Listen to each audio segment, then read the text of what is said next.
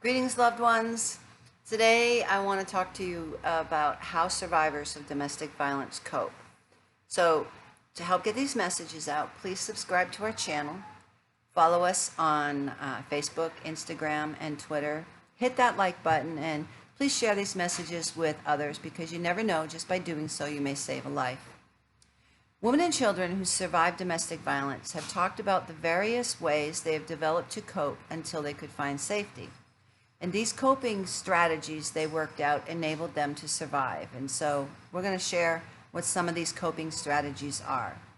The first is denial. The survivor tells herself, in effect, that the abuse is not really happening or may deny the impact of the abuse that has had on her. A survivor in denial will say something like, "This bruise, oh, it's nothing," or, "Well, he doesn't really hurt me." This denial helps the survivor avoid feelings of terror and humiliation.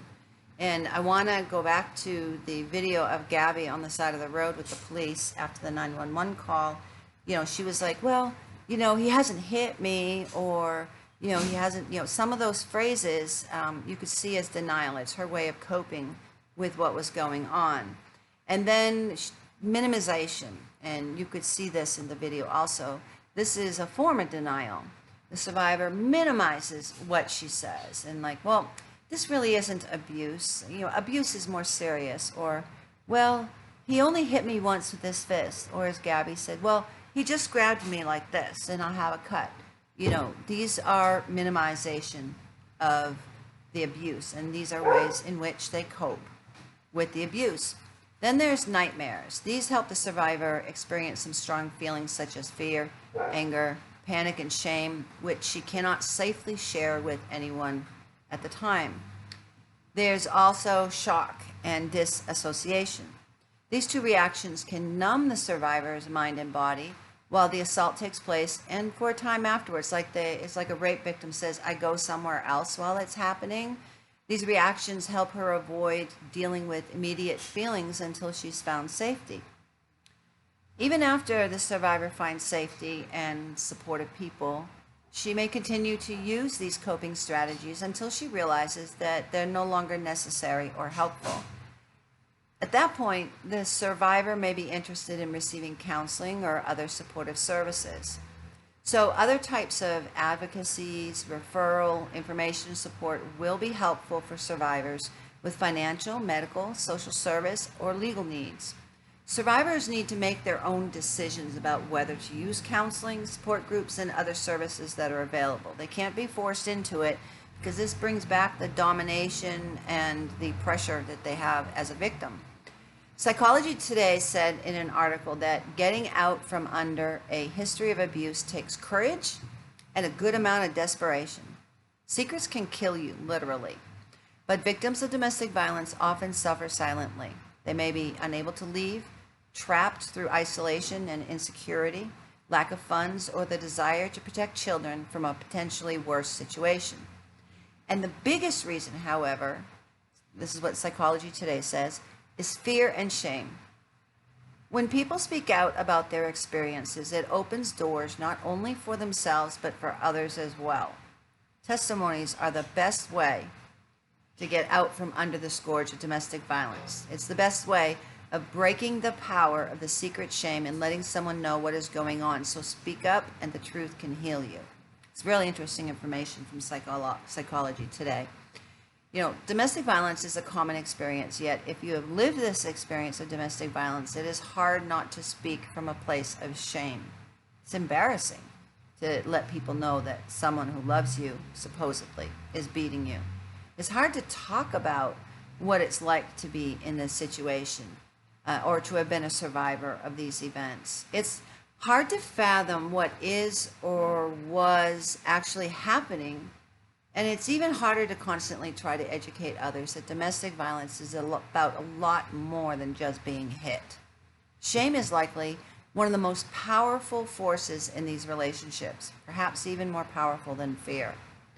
So when a person is experiencing toxic shame, which is indicative of the domestic violence relationship, the toxicity of that shame can be evidence that there has been relational starvation.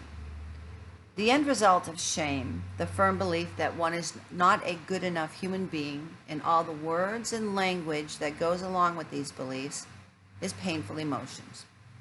The dance of I need people, people are not here, or people are hurting me, I feel awful, I am awful, I need people, people are not there. It's common for friends and family to not recognize what coping with domestic violence looks like from the outside. And you may struggle to understand why victims use coping behaviors rather than just picking up and leaving the abusive relationship at the first hint that something just isn't right. Coping behaviors serve a vital purpose for victims as they work toward ending the abusive relationship. Domestic violence often affects every aspect of the victim's home life, especially including finances and financial freedom. Victims often stay when they don't have the financial liquidity to seek other adequate housing. I did that. And the tiny local women's shelters don't have open space to accommodate them, and when leaving could trigger their abuser to lash out, or worse than ever before. So when the choice is homelessness or extreme danger or staying put, many choose to stay, even when that's clearly not a safe option and it isn't what they want at all. The process of leaving an abusive relationship is the most dangerous time. Abusive partners lash out most violently when their control is threatened. When a friend or family asks in the usual sneering tone, "Why don't you just leave them?" They haven't been in the home to see the work and effort the victim has put in, often over years and through escalating injuries, trying to fix the problem while eyeing any possible exit in ever-growing panic. Asking the question, "Why don't you just leave?" keeps the blame and responsibility on the victim instead of where it belongs, on the abuser. If this sounds familiar to you, and you find yourself in this situation, there is a way out. If you're a victim of violence, I really want you to listen to me. It is not your fault. You are valued, you are loved, you are intelligent, you are beautiful. God doesn't want you to suffer violence. He wants you to live free from violence, in peace, in tranquility. There is a way out of violence. Abuse is not love. If you are a victim of violence and or find yourself in a dangerous situation, call 911 immediately for help. But also reach out to somebody and keep reaching out until somebody responds to help you. If you see these signs in someone you know, do something, say something. You could be the person who saves a life. You're called. We are all called to be champions of justice. And those who suffer violence, they need to know that those who love them and even people who don't even know them will step out and reach out to them to give them the courage and the help that they need to leave before it's too late. The question, it's not if you're going to encounter a victim of violence. The question before God is, what will you do when you encounter them?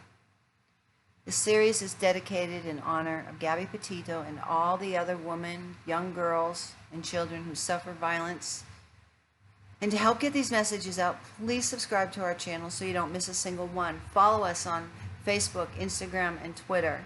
Hit that like button, and please share these messages with everyone because you never know. By doing so, you could save a life. So next time we meet, we're going to talk about things that men can do to end domestic violence. So until then, God bless you.